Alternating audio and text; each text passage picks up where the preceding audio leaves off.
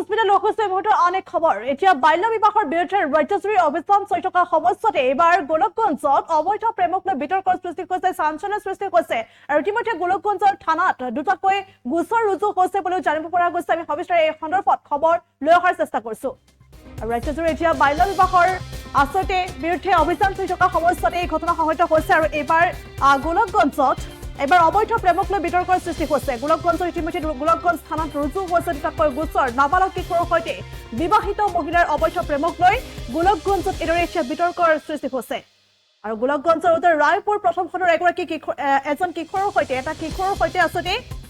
একে গাঁৱৰে তৃতীয় খণ্ডৰ বিবাহিত এগৰাকী মহিলাৰ সৈতে অবৈধ প্ৰেমৰ সম্পৰ্ক আৰু এই সম্পৰ্কক লৈ এতিয়া বিতৰ্কৰ সৃষ্টি হৈছে আৰু দুয়ো আছতে ভাৰত বাংলাদেশ সীমান্তৰ বিন্নাচৰাৰ হাফিজুৰ ৰহমানৰ গৃহত উপস্থিত শাৰীৰিক সম্পৰ্ক স্থাপন কৰাৰ অভিযোগ উত্থাপন হৈছে এই কথা জানিব পৰা গৈছে আৰু মহিলাগৰাকী পৰৱৰ্তী সময়ত বিবাহৰ বাবে হেঁচা দিছে কিশোৰজনক যাৰ বাবে কিশোৰজনে নিজ গৃহত উপস্থিত হৈছে আৰু মহিলাগৰাকীয়ে কিশোৰজনৰ গৃহত উপস্থিত হৈ বিবাহৰ বাবে হুলস্থুলীয়া পৰিৱেশৰ সৃষ্টি কৰাৰ অভিযোগ উত্থাপন হৈছে মহিলাগৰাকীৰ বিৰুদ্ধে আৰু উপায়বিহীন হৈ কিশোৰজনৰ কিশোৰটিৰ পৰিয়ালে গোলকগঞ্জ আৰক্ষী থানাক অৱগত কৰিছে আৰু আৰক্ষীক গতাই দিছে বুলি জানিব পৰা গৈছে আৰু আৰক্ষীয়ে মহিলাগৰাকীৰ পৰিয়ালক অৱগত কৰি যদিও একো সঁহাৰি লাভ কৰা নাই বুলি ইতিমধ্যে জানিব পৰা গৈছে আৰু এইদৰে দেখিবলৈ পোৱা গৈছে এই ঘটনাক কেন্দ্ৰ কৰি ইতিমধ্যে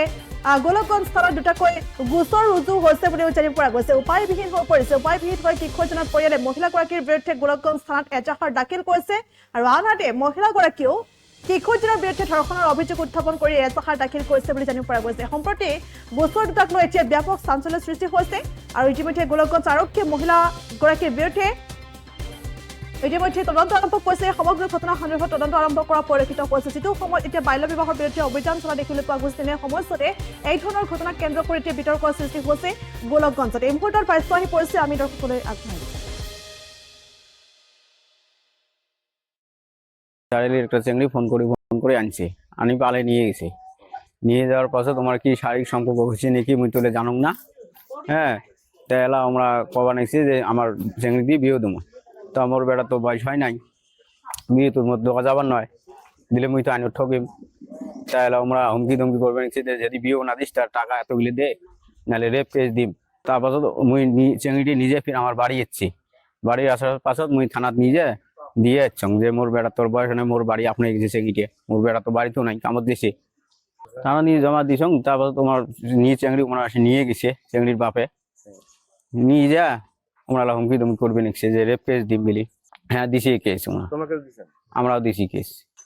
কি হৈছে মানে এই ৰাস্তা দি গৈ থাকোঁতে দেখো মোৰ গাঁৱৰ ওচৰত এটা চাৰিআলি ছোৱালী হয় তাৰ বিয়া হৈছে ক'ত এইটো নাজানো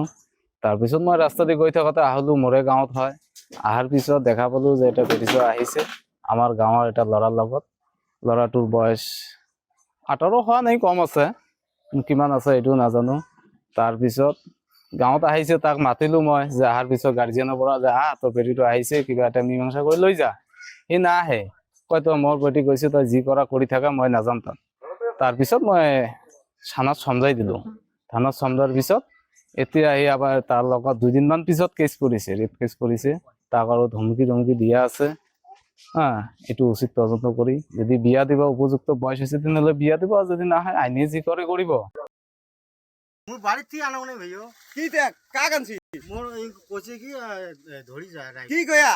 হ্যাঁ কি কয়া চচ্ছে গাড়ি কোচে কি রায়পুর ধরি যায় আমার হ্যাঁ রায়পুর ধরি যা হ্যাঁ তুই আনি কার বাড়ির নামে তুলছি দে দিলে কারবারে মুছনো না না তোক যে রাখপির কোন তুই না রাখলু কে নে মুই রাখনু খাড়া হনু হিড় হিড়ি নেই মা খেলি দি তুই নিয়ে যাবো বিলেট তো ধরা খাবার না হ্যাঁ কি করে ছোট বিলেট তোমার জানেন না ষোলো বিলেট